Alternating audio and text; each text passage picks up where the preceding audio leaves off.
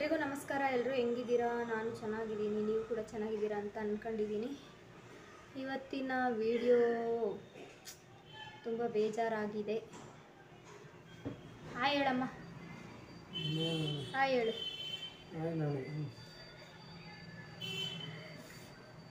Hi ಹೇಳ್ತಾವ್ರು ನೋಡ್ರಿ. Smile smile.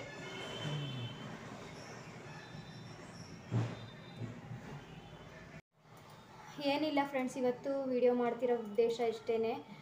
ನನಗೆ ಕೆಲಸ ಬೇಕಾಗಿತ್ತು, ಕೆಲಸ ಹುಡ್ಕೊಂಡು ಹೋಗಿದ್ದೆ. ಅಂದರೆ ಒಂದು 2-3 ಕಡೆ ಹೋಗಿದ್ದೆ. 9 ಗಂಟೆಗೆ ಹೋದವಳು ಇವಾಗ 11 ಗಂಟೆ ಆಗ್ತಾ ಬಂದಿದೆ.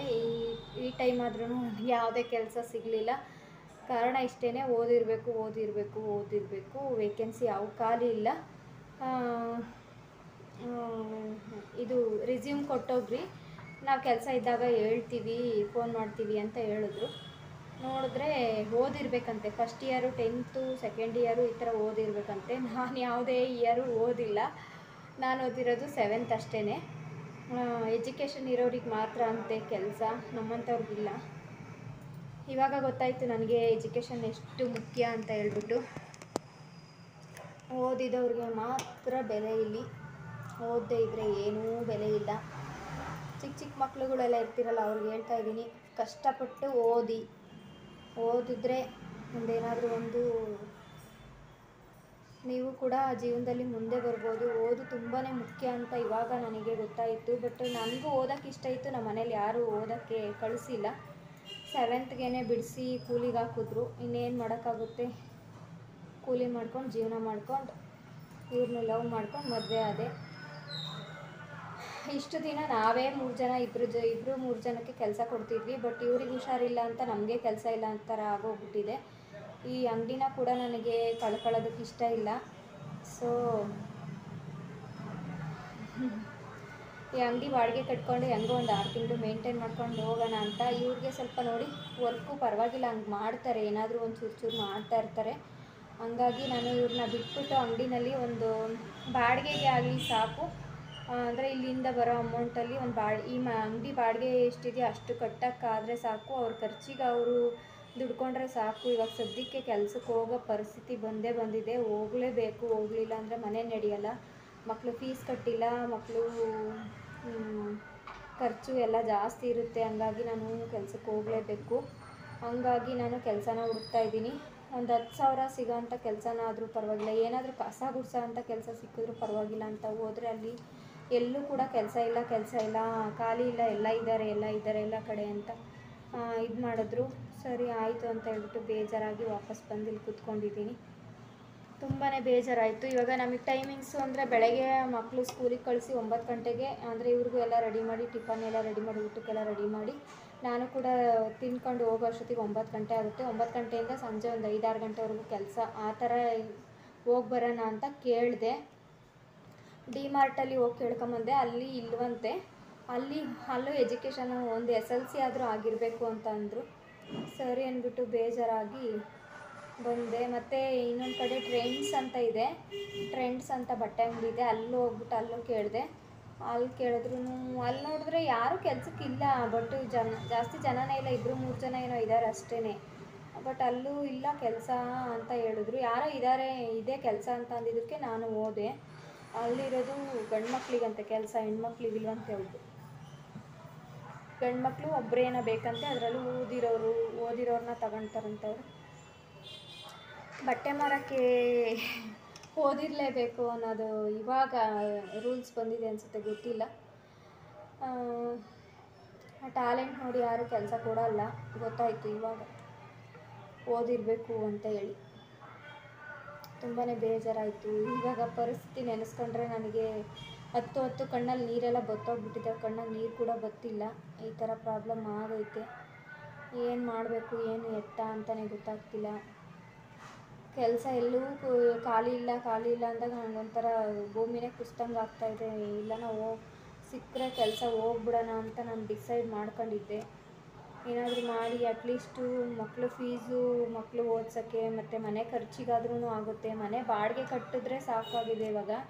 ಹಂಗಾಗಿ ನಾನು ಹೋಗಲೇಬೇಕು, ಎಲ್ಲಾದರೂ ಕೆಲಸ ಹುಡ್ಕೊಂಡು. ಹಂಗಾಗಿ ಕೆಲಸಕ್ಕೆ ಹೋಗೋಣ ಅಂತ ಡಿಸೈಡ್ ಮಾಡ್ಕೊಂಡು ಹೊರಟಿದ್ದೀನಿ. ನೋಡೋಣ, ಇವತ್ತು ಒಂದು 2-3 ಕಡೆ ಕೇಳ್ಕೊಂಬಂದಿದ್ದೀನಿ. ನಾಳೆ ಕೂಡ ಒಂದು 2-3 ಕಡೆ ಹೋಗಿ ಕೇಳ್ಕೊಂಡು ಬರ್ತೀನಿ. ಇಲ್ಲ ಅಂತಂದರೆ ಎಲ್ಲೂ ಆಗಲ್ಲ ಅಂತಂದರೆ ಕೊನೆಗೆ ಯಾವುದಾದ್ರೂ ಗಾರ್ಮೆಂಟ್ಸಲ್ಲಿ ಕೇಳ್ಕೊಂಡು, ಗಾರ್ಮೆಂಟ್ಸಲ್ಲಿ ಇನ್ನೂ ಬೆಳಗ್ಗೆ ಬೇಗ ಹೋಗ್ಬೇಕಾಗುತ್ತೆ, ಏನು ಮಾಡೋಕ್ಕಾಗಲ್ಲ. ಏನೇನೋ ಮಾತಾಡಮ್ಮ, ಒಂದೆರಡು ಇರಲಿ ಮಾತಾಡು. ಸೊ ಅದಕ್ಕೆ ನಾನು ಹೇಳ್ತಿದ್ದೀನಿ, ಯಾವುದೇ ಕಾರಣಕ್ಕೂ ದಯವಿಟ್ಟು ಓದೋ ಕಡೆ ಗಮನ ಕೊಡಿ. ಯಾವುದೇ ಕಾರಣಕ್ಕೂ ಲವ್ ಮ್ಯಾರೇಜ್ ಅಂತ ಹೋಗಲೇಬೇಡಿ. ಲವ್ ಮ್ಯಾರೇಜ್ ಆದವರು ಈ ಥರ ನೋವು ಪಡಬೇಕಾಗುತ್ತೆ. ಯಾವುದಾದ್ರೂ ಒಂದು ವಿಷಯದಲ್ಲಿ ನೋವು ಇದ್ದೇ ಇರುತ್ತೆ ಅವ್ರಿಗೆ. ಲವ್ ಅಂದರೆ ಸುಮ್ಮನೆ ಅಲ್ಲ. ಅಂದರೆ ಇಷ್ಟು ವರ್ಷ ನಾವು 15 ವರ್ಷ ಆಗಿತ್ತು ಮದುವೆಯಾಗಿ, ತುಂಬಾ ಚೆನ್ನಾಗಿದ್ವಿ, ಏನು ಚೆನ್ನಾಗಿರಲಿಲ್ಲ ಅಂತ ಏನಿಲ್ಲ. ಎಲ್ಲರೂ ಇದ್ದರೆ ಹಿಂಗಿರಬೇಕು ಅನ್ನೋ ಥರನೇ ಇದ್ವಿ ನಾವು. ದೃಷ್ಟಿ ಆಗೋ ಥರ ಸಾಮಾನ್ಯ ಅನಿಸುತ್ತೆ, ಅದಕ್ಕೇ ಸಾಮಾನ್ಯ ನಮಗೆ ದೃಷ್ಟಿಯಾಗಿ ಈ ಥರ ಆಗೋಯ್ತು ಅಂತ ಹೇಳಿ. ನಾವೇ ಇನ್ನೊಬ್ರಿಗೆ ಕೆಲಸ ಕೊಟ್ಟಿದ್ದವರು ಇವತ್ತು ನಾವೇ ಕೆಲಸ ಕೇಳ್ಕೊಂಡು ಹೋಗೋ ಥರ ಆಗೋಗಿದೆ. ಅಂದರೆ ಇಲ್ಲಿ ಇವು ಎಷ್ಟು ಮ್ಯಾನೇಜ್ ಮಾಡಬೇಕು ಮಾಡ್ತಿದ್ದೆ. ಅಂಗಡಿನಲ್ಲಿ ಕೂತ್ಕೊಂಡೆಲ್ಲ ಕೆಲಸ ಮಾಮೂಲಿ ನಾನೇ ಮಾಡ್ತಿದ್ದೆ. ಇವರು ಹೊರಗಡೆ ಹೋಗಿ ದುಡ್ಕೊಂಡು ಬರೋರು. ಇವಾಗ ಈ ಥರ ಆಗಿರೋದ್ರಿಂದ ಇದೊಂದು ಆಕ್ಸಿಡೆಂಟಿಂದ ತುಂಬಾ ಪಾಠ ಕಲಿತಂಗಾಯಿತು. ತುಂಬಾ ಎಷ್ಟು ಅಂದರೆ ಅಷ್ಟು ಕಷ್ಟ ಆಗೋಯಿತು. ಹಾಗಾಗಿ ಎಲ್ಲಾದರೂ ಕೆಲಸ ನೋಡ್ಕೊಂಡು ಹೋಗೋಣ ಅಂತ ಅಂದ್ಕೊಳ್ತಾ ಇದ್ದೀನಿ. ಯಾವುದೇ ಕಾರಣಕ್ಕೂ ದಯವಿಟ್ಟು ಹೇಳ್ತಿದ್ದೀನಿ, ಲವ್ ಮ್ಯಾರೇಜ್ ಆಗೋಕ್ಕೆ ಹೋಗಲೇಬೇಡಿ. ಯಾವುದಾದ್ರೂ ಒಂದು ತೊಂದರೆ ಬಂದೇ ಬರುತ್ತೆ. 100ರಲ್ಲಿ ಒಬ್ಬರು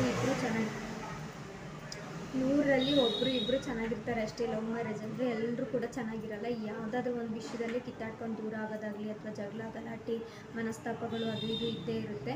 ಎಲ್ಲರೂ ಅರ್ಥ ಮಾಡ್ಕೊಂಡು ಹೊಂದಾಣಿಕೆಯಿಂದ ಯಾವುದೇ ಕಾರಣಕ್ಕೂ ಇರೋದಿಲ್ಲ.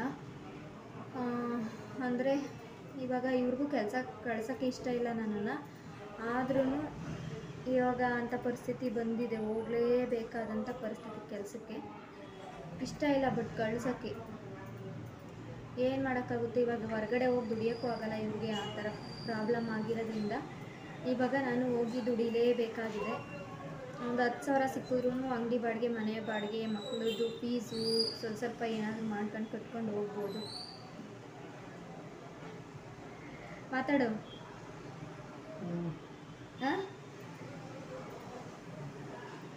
ಸಡನ್ನಾಗಿ ಈ ಥರ ಆಗೋಯ್ತು. ಇಷ್ಟು ವರ್ಷ 15 ವರ್ಷ ನಮಗೆ ಏನೂ ಪ್ರಾಬ್ಲಮ್ ಬಂದಿಲ್ಲ ಅಂತ ಏನಿಲ್ಲ, ಪ್ರಾಬ್ಲಮ್ಗಳಿದ್ವು. ಬಟ್ ಆದರೂ ನಾವು ಅನುಸರಿಸ್ಕೊಂಡು ಅಡ್ಜಸ್ಟ್ ಮಾಡ್ಕೊಂಡು ಹೋಗ್ತಾ ಇದ್ವಿ. ಅದೇ ಬೇಕು ಇದೇ ಬೇಕು ಅಂತ ನಾನು ಯಾವತ್ತೂ ಕೇಳಿಲ್ಲ. ಹಂಗಿರಬೇಕು ಹಿಂಗಿರಬೇಕು ಅಂತ ಅವರು ಯಾವತ್ತೂ ಹೇಳಿರಲಿಲ್ಲ. ಬಟ್ ಎಲ್ಲ ಅನುಸರಿಸ್ಕೊಂಡು ಇದು ಮಾಡ್ಕೊಂಡು ಹೋಗ್ತಿದ್ವಿ ನಾವು.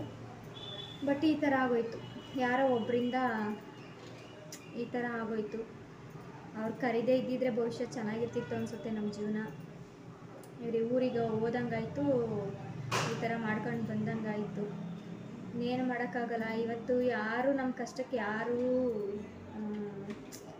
ಕೈ ಜೋಡಿಸ್ತಾ ಇಲ್ಲ ಅಂದರೆ ನಮ್ಮ ಕಷ್ಟಕ್ಕೆ ಯಾರೂ ಆಗ್ತಾಯಿಲ್ಲ. ಅದೇ ತಿಳ್ಕೊಳ್ಳಿ, ಯಾರೂ ಆಗಲ್ಲ. ಚೆನ್ನಾಗಿದ್ದಾಗ ಎಲ್ಲರೂ ಬೇಕು, ಎಲ್ರಿಗೂ ಬೇಕು. ಚೆನ್ನಾಗಿದ್ದಾಗ, ಚೆನ್ನಾಗಿಲ್ಲದೆ ಇರುವಾಗ ಯಾರಿಗೂ ಬೇಡ. ಅವನು ಹೆಂಗಿದ್ದಾನೆ, ಏನು ಎತ್ತ, ಏನು ಮಾಡಿಕೊಂಡ್ರು ಏನು ಎತ್ತ, ಏನೂ ಬೇಕಾಗಿಲ್ಲ. ಕೆಲವೊಬ್ಬರಿಗೆ ಅದು ಹೆಂಗೆ ಮನಸ್ಸು ಬರುತ್ತೋ ಗೊತ್ತಿಲ್ಲ. ನಮ್ಮಿಂದನೇ ಈ ಥರ ಆಗಿದೆಯಲ್ಲ, ನೋಡಬೇಕು ಮಾಡಬೇಕು ಅನ್ನೋದು ಅಂತೂ ಇಲ್ಲವೇ ಇಲ್ಲ. ನೋಡೋಣ, ಭಗವಂತ ಯಾಕೋ ನಮಗೆ ಕಷ್ಟ ಕೊಟ್ಟಿದ್ದಾನೆ, ಮುಂದೊಂದು ದಿನ ಸುಖ ಕೊಟ್ಟೇ ಕೊಡ್ತಾನೆ ಅನ್ನೋದು ಒಂದು ನಂಬಿಕೆ ಇದೆ. ನೋಡೋಣ, ಮಕ್ಕಳಿಗೆ ಒಳ್ಳೆಯದಾದರೆ ಸಾಕು. ನೋಡೋಣ ಮುಂದೆ ಯಾವ ಥರ ದಿನಗಳು ಬರುತ್ತೆ ಹೋಗುತ್ತೆ ಅಂತ ಹೇಳ್ಬಿಟ್ಟು. ಅಂದರೆ ಇದರಿಂದ, ಈ ಆಕ್ಸಿಡೆಂಟಿಂದ ತುಂಬಾ ಯಾವ ಥರ ಜನ ಇರ್ತಾರೆ, ಯಾವ್ಯಾವ ಥರ ಬುದ್ಧಿ ಉಪಯೋಗಿಸ್ತಾರೆ, ಯಾವ್ಯಾವ ಟೈಮಲ್ಲಿ ಯಾರ್ಯಾರು ಆಗ್ತಾರೆ ಅನ್ನೋದು ಮಾತ್ರ ನನಗೆ ಕನ್ಫರ್ಮಾಗಿ ಗೊತ್ತಾಗೋಗ್ಬಿಟ್ಟಿದೆ. ಯಾರ ಹತ್ರ ಹೆಂಗೆ ಇರಬೇಕು ಅನ್ನೋದನ್ನು ನನಗೆ ತುಂಬಾ ಕಲಿಸ್ಕೊಂಡು ಕೊಟ್ಬಿಟ್ಟವ್ರೆ. ಕಾಲ ಎಲ್ಲದಕ್ಕೂ ಉತ್ತರ ಕೊಡುತ್ತೆ. ಎಲ್ಲನೂ ಕಲಿಸ್ಕೊಂಡು ಕೊಟ್ಟೈತೆ ಕಾಲ. ಕಲ್ತಿದ್ದೀನಿ ನಾನು ಕೂಡ, ತುಂಬಾ ಕಲ್ತಿದ್ದೀನಿ. ನೋಡೋಣ ಏನಾಗುತ್ತೆ ಏನು ಎತ್ತ ಅಂತ ಹೇಳ್ಬಿಟ್ಟು. ಅಂದರೆ ಯಾರಿಗೆ ಯಾರೂ ಆಗಲ್ಲ ಇಲ್ಲಿ, ನಮಗೆ ನಾವೇ ಅಲ್ಲ, ಯಾರಿಗೆ ಯಾರೂ ಆಗಲ್ಲ. ಸೊ ಹಂಗಾಗಿ ನಾನು, ನನ್ನ ಗಂಡ, ನನ್ನ ಮಕ್ಕಳು ಆರಾಮಾಗಿರಬೇಕು ಅಂದರೆ ಕೆಲಸ ದುಡಿಲೇಬೇಕು, ಕೆಲಸಕ್ಕೆ ಹೋಗಲೇಬೇಕು. ಯಾರಿಗೆ ಯಾರೂ ಆಗಲ್ಲ. ಏನೇ ಇವತ್ತು ದುಡ್ಡು ಕೊಟ್ಟರು ಕಾಸು ಕೊಟ್ಟರು ನಾಳೆ ಕೊಡೋದೇನು ತಪ್ಪಲ್ಲ. ನಾವು ಸಾಲ ಅಂತ ಕೊಡ್ತಾರೆ, ನನಗೆ ಸಾಲ ಮಾಡೋದು ಇಷ್ಟ ಇಲ್ಲ. ಏನಾದರೂ ಮಾಡಿ ಕೆಲಸ ಮಾಡ್ಕೊಂಡು ದುಡ್ಕೊಂಡು ತಿನ್ನಬೇಕು ಅನ್ನೋದು ಒಂದು ಆಸೆ ಐತೆ. ಹಾಗಾಗಿ ಕೆಲಸ ಹುಡುಕ್ತಾ ಇದ್ದೀವಿ. ಇವತ್ತು ಬೆಳಗ್ಗೆಯಿಂದ 2-3 ಕಡೆ ಹೋಗಿ ಬಂದೆ, ಬಟ್ ಎಲ್ಲೂ ಕೂಡ ಕೆಲಸ ಇಲ್ಲ ಅಂತ ಬೇಜಾರಾಯಿತು. ನೋಡೋಣ, ನಾಳೆಯಿಂದ ಇನ್ನೊಂದು 2-3 ಕಡೆ ಹೋಗಿ ಕೆಲಸ ನೋಡ್ಕೊಂಡು ಬರ್ತೀನಿ. ಖಾಲಿ ಕೂತ್ಕೊಂಡ್ರೆ ನನಗಂತೂ ತಲೆಗೆ ಬರಬಾರ್ದೇ ಇರೋ ಯೋಚನೆ ಎಲ್ಲ ಬಂದ್ಬಿಡುತ್ತೆ. ಏನು ಮಾಡ್ಕೊಳ್ಳೋದು ಏನು ಎತ್ತ ಅಂತ ಹೇಳ್ಬಿಟ್ಟು ನಿಭಾಯಿಸೋದು ಭಾಳ ಕಷ್ಟ ಆಗ್ಬಿಟ್ಟಿದೆ. ಗಂಡು ಮಕ್ಳು ಹೆಂಗೆ ನಿಭಾಯಿಸ್ತಾರೆ ಅಂತಲೇ ಗೊತ್ತಾಗಲ್ಲ. ಪಾಪ ಅವ್ರದ್ದು ಎಷ್ಟು ಕಷ್ಟ ಇರುತ್ತೆ, ನಾವು ಅರ್ಥನೇ ಮಾಡ್ಕೊಳ್ಳೋದಿಲ್ಲ ಆ ಟೈಮಲ್ಲಿ.